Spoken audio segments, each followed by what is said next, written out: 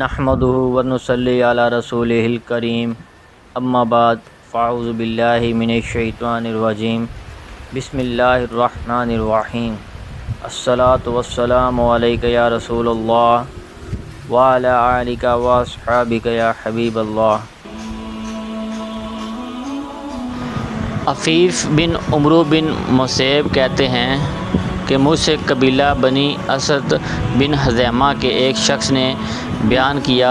کہ انہوں نے ابو ایوب انصاری رضی اللہ عنہ سے دریافت کیا کہ ہم میں سے ایک شخص اپنے گھر پر نماز پڑھ لیتا ہے، پھر مسجد آتا ہے، وہاں نماز کھڑی ہوتی ہے تو میں ان کے ساتھ بھی نماز پڑھ لیتا ہوں، پھر اس سے میں اپنے دل میں شبہ پاتا ہوں۔ اس پر ابو ایوب انصاری نے کہا، ہم نے نبی اکرم صلی اللہ علیہ وآلہ وسلم سے اس کے متعلق پوچھا تو آپ صلی اللہ علیہ وآلہ وسلم نے فرمایا، یہ اس کے لیے مال غنیمت کا ایک حصہ ہے۔